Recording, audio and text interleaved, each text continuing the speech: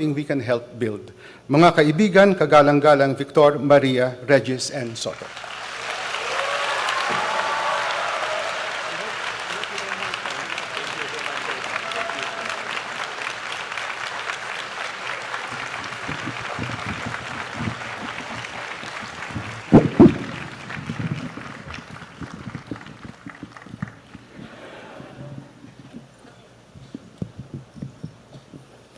Mga kababayan! Ay, na-carry away lang po. Ganda kasi ng introduction sa akin ni Professor Pangalangan. Judge Pangalangan, maraming salamat po. Thank you for your very generous introduction. At sa totoo, one of the biggest victories of my life, well, next to winning as mayor in 2019, the second biggest victory in my life was passing persons under Ma'am Beth Pangalangan.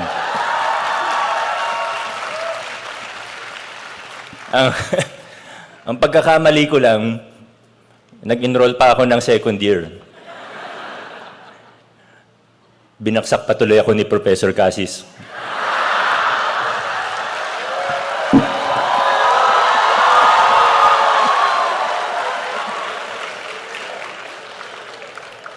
To the officials of the University of the Philippines, including its constituent universities headed by our President, Attorney Angelo Jimenez, to the officials and of UP Diliman, headed by its Chancellor, Attorney Edgardo Carlo Vistan II, to the officials of hindi ko na po isa-isa, ang haba po ng listahan, okay lang po.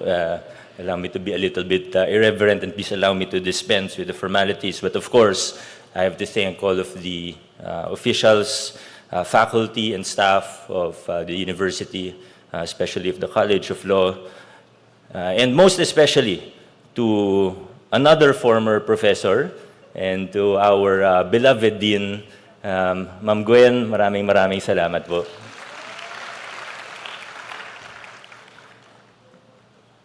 Hindi lang po talaga ako makatanggi kay Ma'am Gwen, kaya po ako nandito sa harapan ninyo ngayon. Pero sa totoo lang po, para akong nagkaka-PTSD ngayon na mga profesor ko ay nasa likuran ko. Pero kunyari na lang, hindi ko sila nakikita at sa inyo na lang po ako titingin. To the class of 2026, the UP College of Law, congratulations po sa inyong lahat.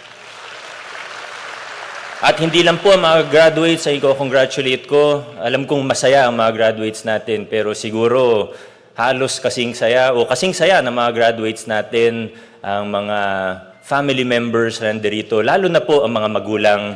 Congratulations po to the family, especially to the parents.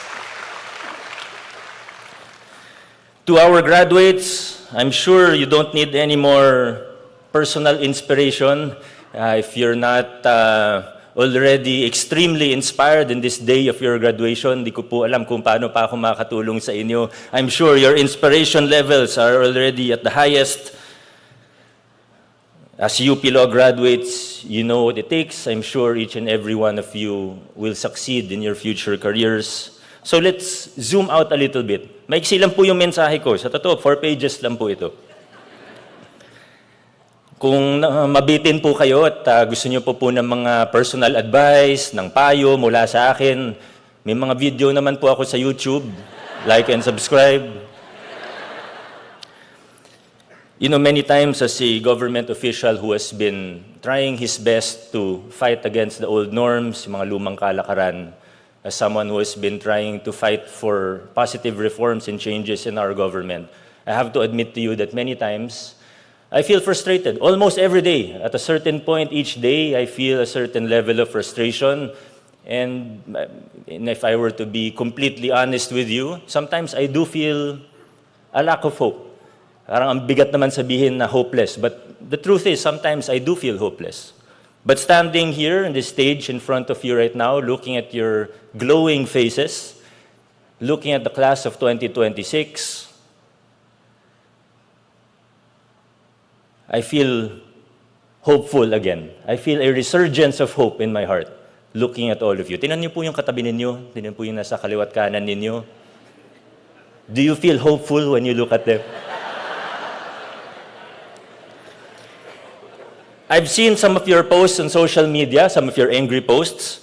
I've heard that many of you have attended anti-corruption rallies, and part of the reason why I'm hopeful for our country, and part of the reason why I'm hopeful for the future of our country, is that I know that you care. You're not apathetic.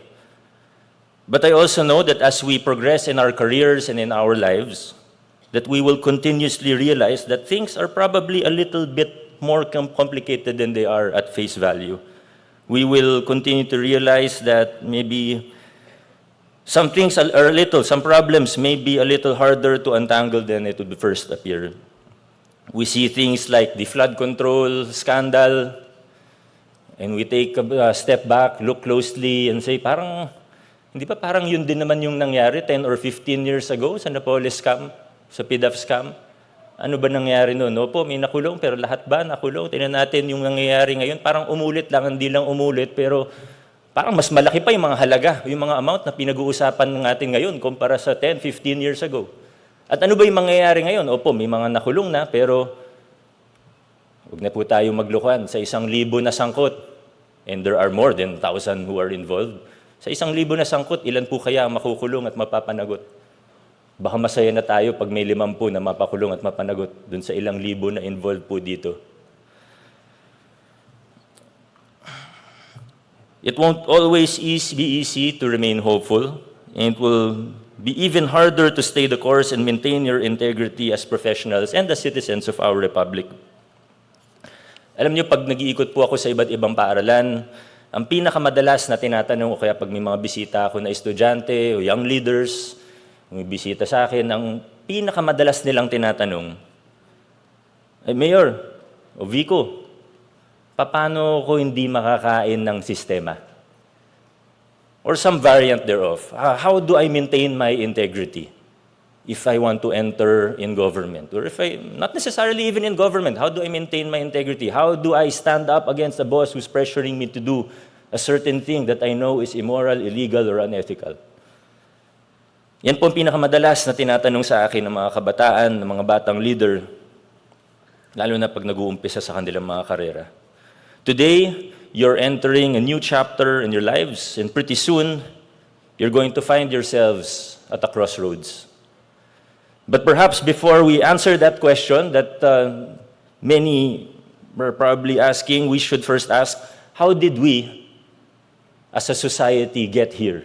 How did we as a country, paano ba tayo nakarating dito kung nasan tayo ngayon? To a place where justice seems to bend deeply in favor of the rich and powerful.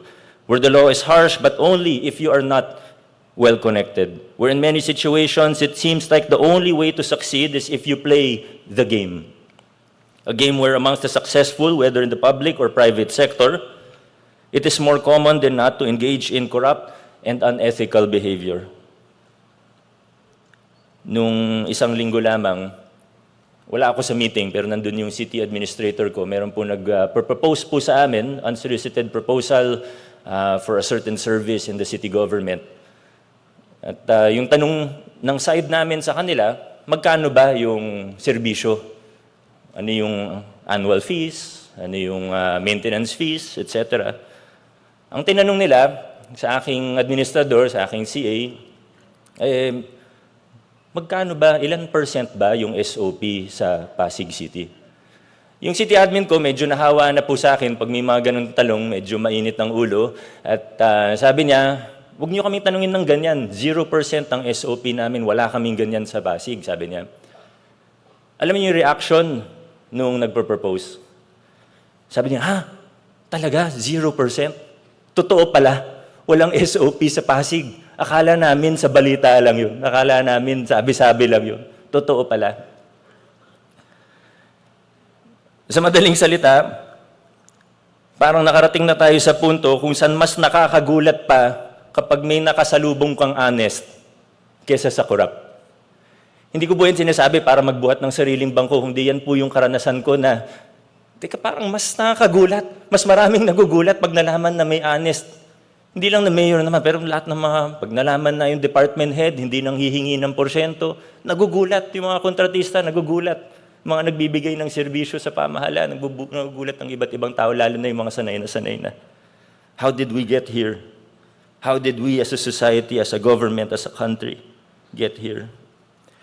At ang totoo, madaling mamuna, madaling maghanap ng mali sa ating kapwa, mas lalong madaling mamuna pagka nakita natin yung mga mali, yung mga hindi magandang balita sa telebisyon, sa social media.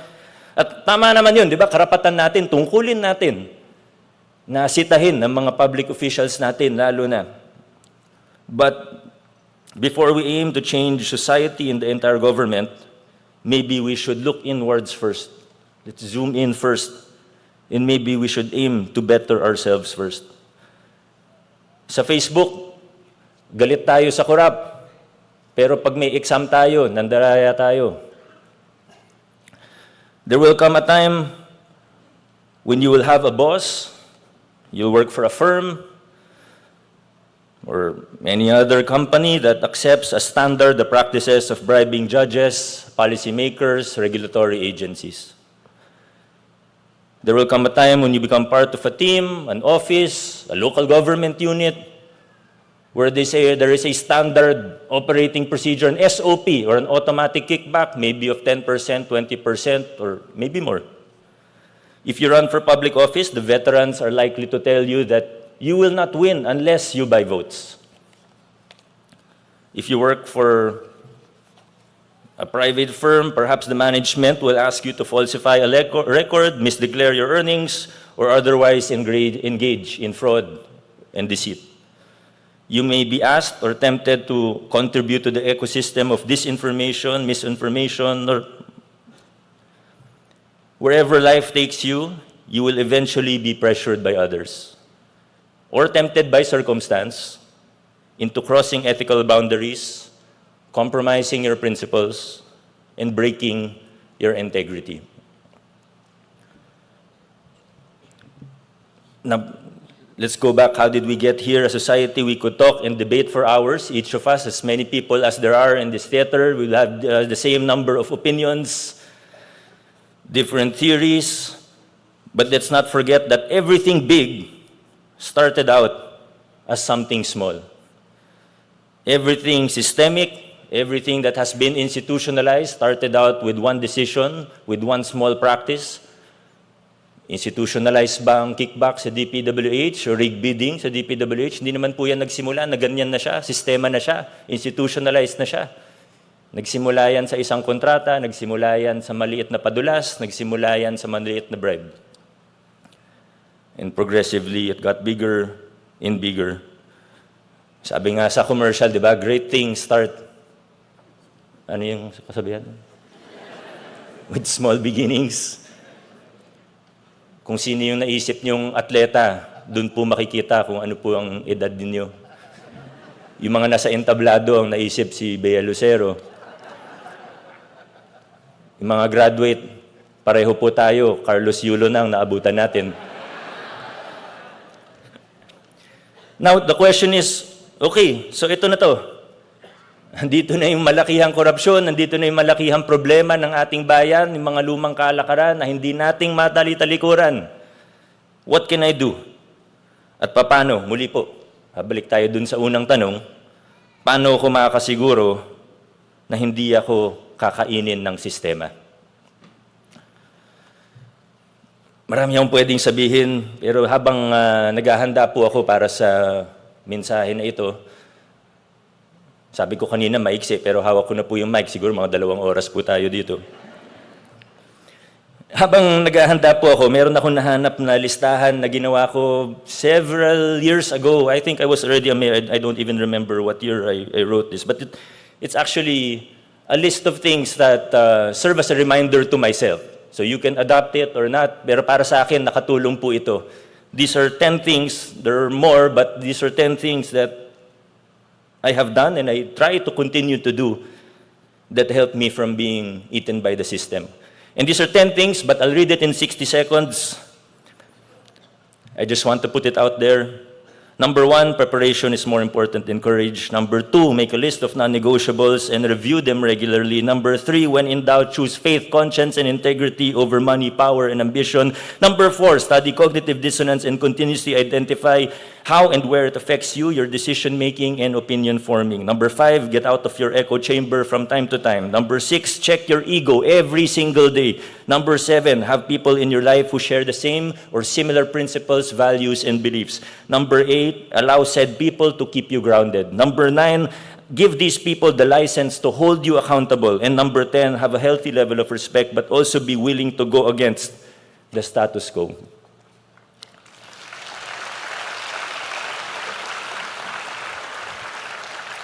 Alam niyo, yung ginawa po namin sa Pasig o yung sinusubukan namin gawin sa Pasig, hindi siya perpektong modelo. Malayo siya sa perpekto. Marami rin kaming pagkakamali, marami akong pagkukulang, kapalpakan pa nga. Pero siguro yung kahalagahan ng ginawa namin o ginagawa namin sa lungsod ng Pasig, sa ating lokal na pamahalaan ng Pasig, ay pinakita namin na kahit mahirap, posible ang pagbabago ng luma at bulok na sistema. Posibleng talikuran ng mga lumang kalakaran kahit matagal na itong nakaugat sa ating mga institusyon, sa ating sistema, maging sa ating kultura. The headlines you see today are just a byproduct of small incremental steps that we, not just me, but a lot of people took for years. And many of the things that you see now, the successes that we have, that maybe you see me, but the reality is, a lot of the things that I was able to do till 2019, ay kasi may mga lumaban mula noong 2004, 2007, may mga nauna sa akin. They paved the way for me. The little things they did that maybe today no one would even remember, paved the way for me and for us now, starting in 2019. Whether you like it or not, you, the class of 2026, will determine the future of our nation. Will change be possible? Will we be forever trapped in this vicious cycle of inequality and poverty, of corruption and injustice? I'm sure that you and I are the same, that we believe that change is possible, that as a nation we can, we are, and we will move forward. Though sometimes it may be difficult to see, the trajectory of our nation is positive. It's upward. Patunay na lang dito.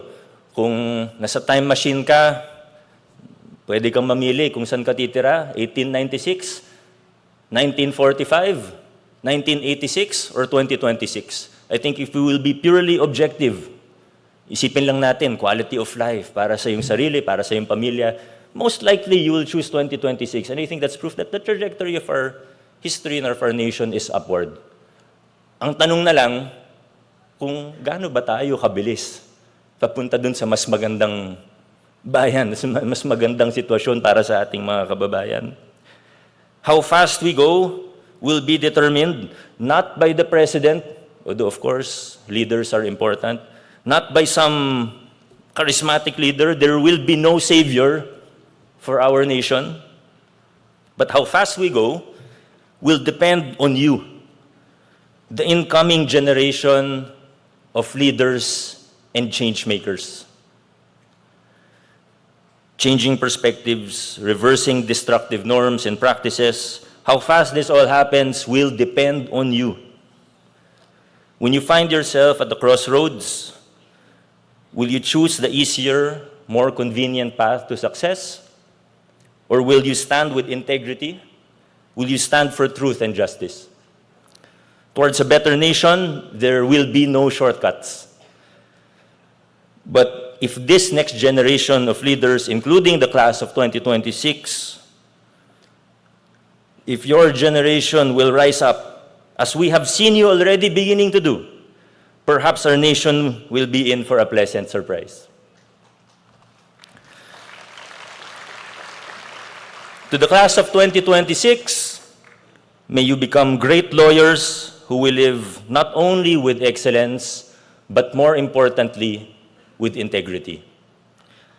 May you always choose to fight on the side of truth, fairness, and for the rule of law. May God bless you in your future careers. May God bless you and your families. And I look forward to everything that the future has in store for you. I look forward to witnessing you change our nation. Mabuhay ang class of 2026.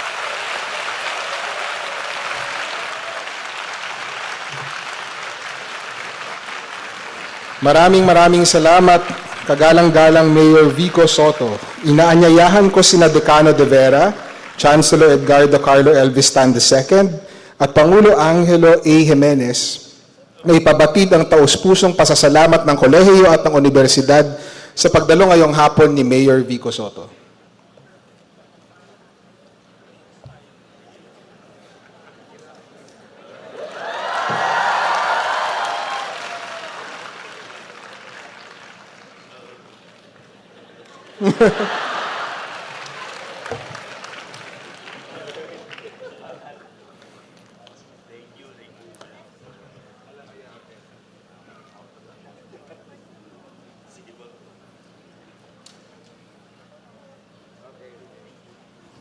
Maraming salamat, kagalang-galang Vico Soto, Decano.